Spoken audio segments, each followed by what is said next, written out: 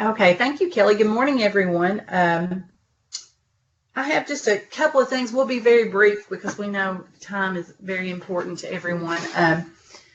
One thing that we've been working on is the site service agreement, and I think we're doing really well on that. I think a lot of people have those turned in, so that's one thing. If you haven't gotten that taken care of, we need that. The second thing is, as a requirement for our grant, we have to have verification that you, as a supervisor, have gone through a sexual predator background check. So Kelly is going to be working on that. We usually do that through the district, and just it has to be on a letterhead. It has to have a certain format for the letter, and it's just a listing of the members. So just wanted to let you all know that we're going to have that on file soon. And then the third thing, timesheets. Now, if you have a first-year member, those were just released this week, and so I'm sure there's a lot of jitters in your school. I added a category because of the new background check that the districts are requiring. Some members are still not able to serve because those background checks are not back. They've been cleared through us, but it's a local issue, and so they're required to serve at least an hour a week or an hour every 2 weeks in order to keep their living allowance. So I have been messaging those people to go ahead and be doing some FEMA certifications online, because that's part of our program as well, and that will keep them legal and keep us legal, and keep them, current and still gaining some hours, not a lot. But we'll have to be very mindful when they do get into the schools to play some catch up if you have a member that's not been cleared yet. Let's see. Also with the timesheets, I have a monthly report that is due, and I kind of purposefully dragged my feet on the timesheets this time because I needed to make sure that everyone's start date was correct based on the enrollment and their Social Security verification. So that was a very time-consuming task for me. And so timesheets will look a little weird starting off, and they may have been in your schools prior to that. We can't go back and count that time on our timesheets. That's between you and the member, however you want to work that out. But the timesheet, whatever day is open for them, that is their first official start day, and it coincides with their Social Security background and their Social Security number verification, their background, and then also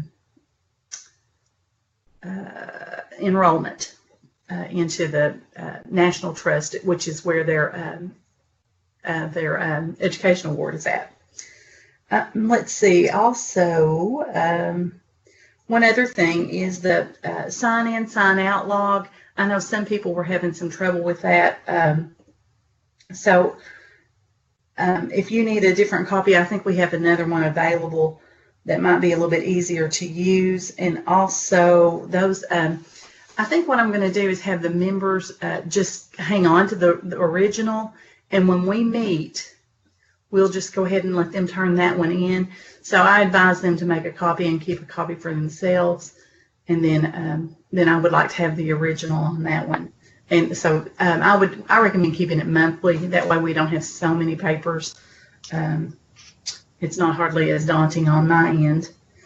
And then let's see. Really quick. So the America Learns timesheets are one thing, but when they sign in and sign out of your building is something totally separate. So just want to clarify that. And I did attach the one that I had created earlier to this Skype invitation, but it, and it opens in Excel and should print, but if you have trouble with that, as long as you have the components of, the date, the school, the time in and time out, and the AmeriCorps member's name, and then you as the site supervisor sign that once a month. Like Melinda said, that's all the pertinent information. The form or format doesn't really matter, I don't think, as much. But I did attach the one to this Skype meeting that we sent out earlier. Yes, Kelly, you're right on that. That's one thing that the national level has not mandated, that we have a certain form. So So as long as you have something that works for you and your building and whoever is seeing that person to check in every day and to check out, that's fine. And then also with, if they leave in the middle of the day, we wouldn't want that documented as well. And then the only other thing that I have, as far as information, we do have our statewide launch that's coming up, and it's actually September the 25th. We're going to finalize today who will be going and attending that. We also have the option to go up on the 24th. So some of your members may need to be absent on the 24th and the 25th from your building, but they'll be in service with us. I hope that we can get that managed today and tomorrow and let you know that information. Hopefully all your members have given their pre-test and post-test. With America Learns, the next component I think is going to be open next week, where they can start recording online the test scores and the time that they spend with your children. And then also, if you had a member last year and they have their pre-test and post-test data in, I do have those results, and I'm going to start sending those out probably on Monday. I may get to it today, but so I'll be looking for those test scores that we have the University of Kentucky manage all that information, and it's your results from pre and post tests for both math and Too Good for Drugs. So look forward to using that. Some people use those for other things that you all have to submit, so I wanted to get those to you as quickly as I can. But that's all I have. If you have any questions, I'd be glad to field those now, or if you have questions for Kelly.